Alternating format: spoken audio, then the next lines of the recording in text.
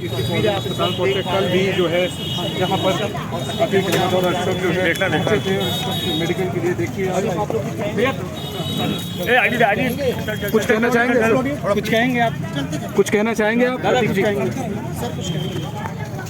हम तुमको दे देंगे भाई, हम तुमको दे देंगे। जनाजा हुआ था, जो आप लोग वहाँ गए थे कि नहीं? आज जनाजे में आप लोग नहीं गए थे, क्या कहना आप? कुछ कहना आईडी वो हम दे देंगे तुमको। नहीं ले गए तो नहीं गए।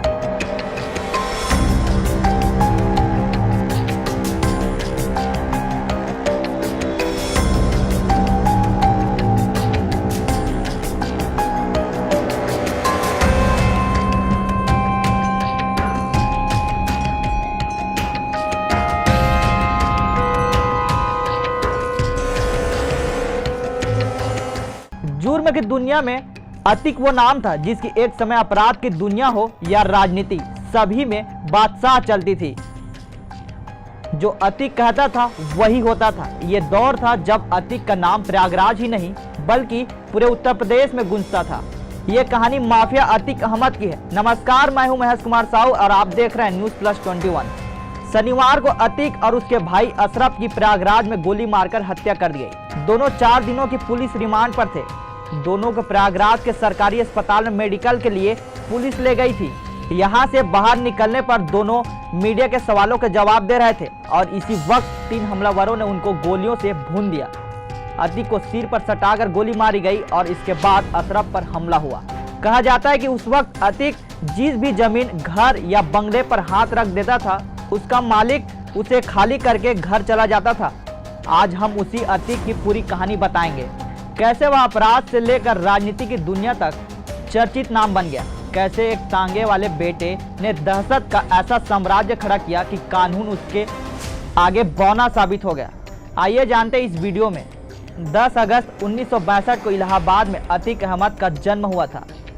पिता फिरोज अहमद टांगा चलाकर परिवार चलाते थे। अतीक घर के पास एक स्कूल में पढ़ने लगा।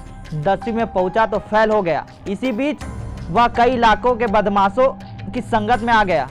जल्दी अमीर बनने के लिए उसने लूट, अपहरण और रंगदारी वसूलने जैसी वारदातों को अंजाम देना शुरू कर दिया। 1997 में उस पर हत्या का पहला मुकदमा दर्ज हुआ। उस समय इलाहाबाद के पुराने शहर में चांद बाबा का खौफ हुआ करता था। चांद बाबा इलाहाबाद का बड़ा गुंडा माना जाता था। आम जनता, पुलिस, राजनेता हर कोई चांद बाबा से परेशान थे। अतीक अहमद ने इसका फायदा उठाया। पुलिस नेताओं से साठगांठ हो गई और कुछ ही सालों में वह चांद बाबा से भी बड़ा बदमाश बन गया। जिस पुलिस ने अतीक को साथ दे रखी थी अब वही उसकी आंख की किरकिरी बन गया। 1989 में अतीक ने रखा राजनीति में कदम। 1986 में किसी तरह पुलिस ने अतीक को गिरफ्तार कर लिया। इस पर उसने अपनी राजनीति पहुंचकर फायदा उठाया। दिल्ली से फोन पहुंचा और अतीक जेल से बाहर हो गया। जेल से छूटने के बाद अतीक ने साल 1989 में राजनीति में कदम रखा। उसने इलाहाबाद शहर की पश्चिम विधानसभा से चुनाव लड़ने का ऐलान कर दिया। यहां उसका सीधा मुकाबला चांद बाबा से था। दोनों के बीच गैंगवार शुरू हो गया। अतीक की दहशत से पूरा इलाहाबाद कांपता था।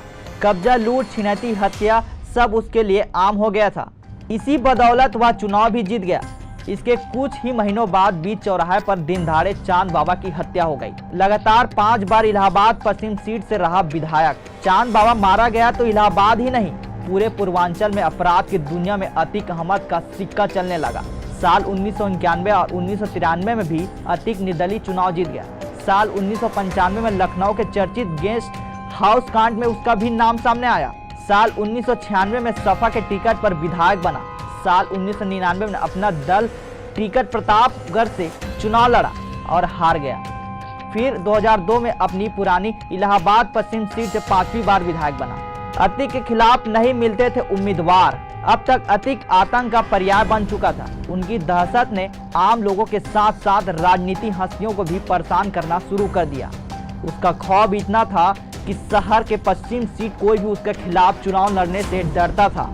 साल 2004 के लोकसभा चुनाव में अतीक अहमद सपा के टिकट पर इलाहाबाद के फूलपुर सीट से चुनाव जीत गया। उस वक्त अतीक इलाहाबाद पश्चिम सीट से विधायक था। इस सीट से अब वह अपने छोटे भाई अशरफ चुनाव लड़ाने की तैयारी करने लगा। साल 2004 के लोकसभा चुनाव में अतीक अहमद के टिकट पर इलाहाबाद की फूलपुर सीट से चुनाव जीत गया। उस वक्त अतीक इलाहाबाद पश्चिम सीट से विधायक था। इस सीट से अब वह अपने छोटे भाई अशरफ को चुनाव लड़ाने की तैयारी करने लगा। यहाँ से अतीक की जिंदगी में राजू पाल की एंट्री होती है। अतीक की जिंदगी में राजू पाल की एंट्री जानने से पहले राजू पाल की थोड़ी कहानी जान लीजिए। राजू पाल भी शहर पश्चिम सीट से ही रहने वाले थे। कहा जाता है कि उस वक्त राजू पाल भी लूट छिनैती जैसी घटनाओं में शामिल होने का आरोप लगता था। कहा तो ये भी जाता था कि वह एक समय अतीक अहमद का खास थे, लेकिन बाद में दोनों में खटपट हो गई। 2002 में राजू पाल ने भी राजनीति में एंट्री कर ली। इसके बाद दोनों के बीच दुश्मनी शुरू हो गई। 2004 में जब अतीक अहमद फूलपुर से सांसद बन गए तो इलाहाबाद शहर पश्चिम सीट उसके भाई छोटे भाई अशरफ चुनाव लड़ा।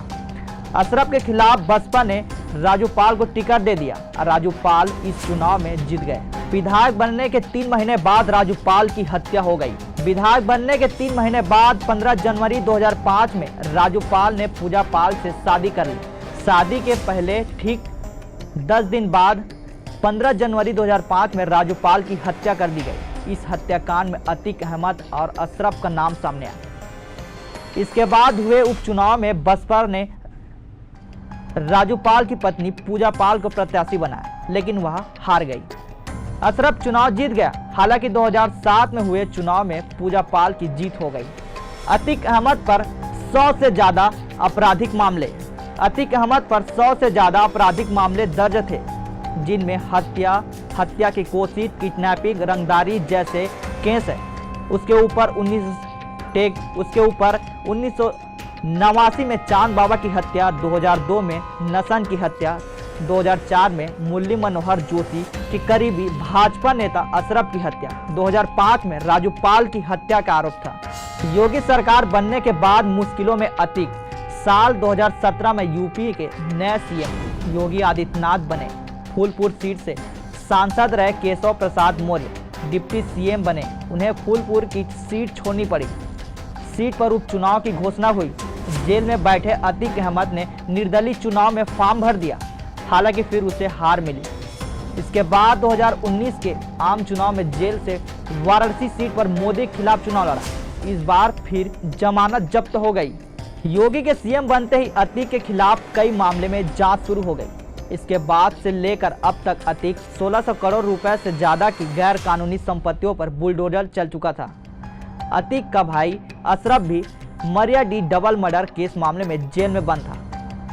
अतीक के 4 बेटे हैं, 2 नाबालिग हैं और दोनों बाल सुधार गृह में बंद हैं। एक उमेश पाल हत्याकांड के आरोपी असद को पुलिस ने एनकाउंटर कर मार गिराया है, एक अन्य जेल में बंद है और फिर भाई के साथ मारा गया।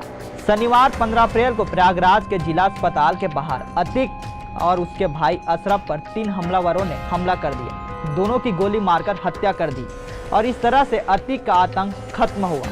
तब तक के लिए इतना ही। देखते रहे News+21, आपके हक की बात।